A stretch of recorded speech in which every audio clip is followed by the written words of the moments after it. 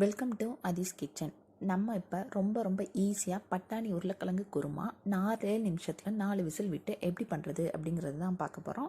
வாங்க வீடியோக்குள்ளே போகலாம். நான் ஃபஸ்ட்டு ஒரு குக்கர் எடுத்திருக்கேன். குக்கரில் முந்தின நாள் நைட்டு ஒரு கைப்பிடி பட்டாணி நல்லா ஊற வச்சுருக்கேன். இப்போ காலையில் நம்ம அதை செய்ய போகிறோம். அந்த தண்ணியோடையே சேர்த்து அந்த பட்டாணியை நான் சேர்த்துக்கிறேன் குக்கரில். நான் 2 பேருக்கான அளவு தான் இப்போ சொல்ல போகிறேன். அதில் 2 தக்காளி எடுத்திருக்கேன். முழு தக்காளி போட்டிருக்கேன். நீங்கள் கட் பண்ணவே தேவையில்லை, உங்கள் வேலை ரொம்ப சுலபமாக முடிஞ்சிடும். உரிச்ச வெங்காயம் 2 பெருசாக அப்படியே நான் சேர்த்துக்கிறேன். அது கூட 7 to 8 பல் பூண்டு உரிச்சது சேர்த்துக்கிறேன். ஒரு பச்சை மிளகாய், ஒரு காஞ்ச மிளகாய் சேர்த்துக்கலாம். நான் கலருக்காக காஷ்மீரி சில்லி அரை சேர்த்துருக்கேன். நீங்கள் இன்னும் காரம் வேணுன்னா நீங்கள் இன்னும் காரம் சேர்த்துக்கலாம். ஒரு முழு உருளைக்கிழங்கை நான் கட் பண்ணி அப்படியே சேர்த்துருக்கேன்.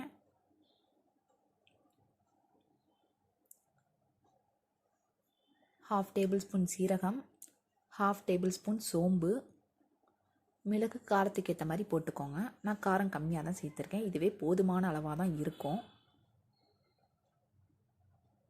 கல்லுப்பு இது கூட சேர்த்து இப்போ குக்கரை நம்ம மூடிடலாம்.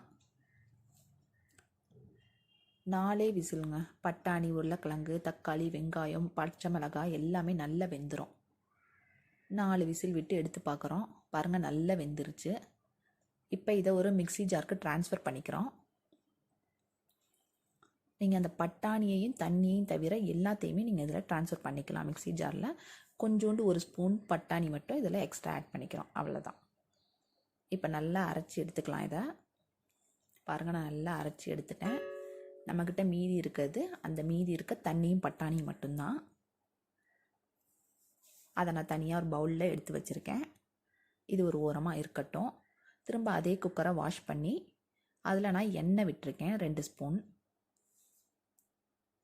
அது கூட பட்டை, கிராம்பு, ஸ்டார் பூ 3 சேர்த்துருக்கேன். ஒரு லைட்டாக ஒரு வதக்கிட்டு நம்ம அரைச்சி வச்ச மிக்சியில் இருந்த விழுதுகளை இதில் சேர்த்துக்கலாம். ஃபுல்லாக சேர்த்துட்டோம். மிக்ஸி ஜாரையும் நல்லா வாஷ் பண்ணி அது கூட இதை சேர்த்துக்கலாம். அந்த தண்ணியும் சேர்த்தாச்சு. இது கூட மஞ்சள் தூள், மிளகாய் தூள் காரத்துக்கு இப்போ நீங்கள் உங்களுக்கு எவ்வளோ காரம் போடுவீங்களோ அந்த காரம் தான் சேர்த்துக்கோங்க. நான் கம்மியாக தான் சேர்த்துருக்கேன் காரம். நம்ம இப்போ உருளைக்கிழங்க தோல் உரித்து வச்சுருக்கோம், அதையும் இது கூட சேர்த்தாச்சு. உருளைக்கிழங்கையும் மறந்துட்டு மிக்ஸி ஜாரில் சேர்த்து அரைச்சிடாதீங்க. அதை எடுத்து வச்சு நீங்கள் இதோட ஆட் பண்ணிக்கலாம். இது கூட கருவேப்பிலை, கொத்தமல்லி சேர்த்துருக்கோம்.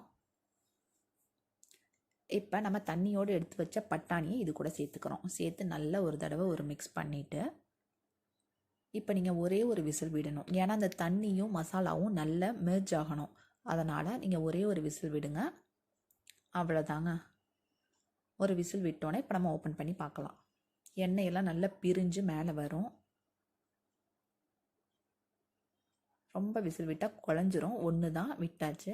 பாருங்கள், நல்ல எண்ணெய் பிரிஞ்சு அதில் இருக்க பொருட்கள்லாம் மேலே வந்து நிற்குது. அவ்வளோதாங்க. ரொம்ப கமகமன் வாசனையோட உருளைக்கிழங்கு பட்டாணி குருமா ஈஸியாக 5 நிமிஷத்தில் நம்ம ரெடி பண்ணிட்டோம். இதை ஒரு பவுலுக்கு நான் ட்ரான்ஸ்ஃபர் பண்ணிக்கிறேன் சர்வ் பண்ணுறதுக்கு. பாருங்கள், சூப்பராக ரெடி ஆகிடுச்சு. நான் எனக்கு, என் ஹஸ்பண்ட்க்கு, என் குழந்தைக்கு மட்டும்தான் அவள் காரம் கம்மியாக சாப்பிடுவா. அதுக்கேற்ற மாதிரி நான் செஞ்சுருக்கேன். உங்களுக்கு எப்படி பிடிக்குமோ நீங்கள் அப்படி செஞ்சுக்கலாம். காரம் கூட குறைய சப்பாத்தி பண்ணி வச்சுருக்கேன். பாருங்கள், சாஃப்டாக இருக்குது சப்பாத்தி. இப்போ நம்ம சர்வ் பண்ணிடலாம். 2 சப்பாத்தியும் குருமா வச்சு நான் சாப்பிட போகிறேன். உங்களுக்கு பிடிச்சிருந்தா நீங்களும் ட்ரை பண்ணி பாருங்கள். ரொம்ப ஈஸியாக இருக்கும். ஃபஸ்ட் டைம் ட்ரை பண்ணுறவங்க இந்த மாதிரி பண்ணிங்கன்னா ரொம்ப உங்களுக்கு பிடிக்கும். நல்லா இருக்குன்னு சொன்னாங்க. ஓகேங்க, வீடியோ பிடிச்சிருந்தா மறக்காமல் சப்ஸ்கிரைப் பண்ணுங்கள். Thank you so much.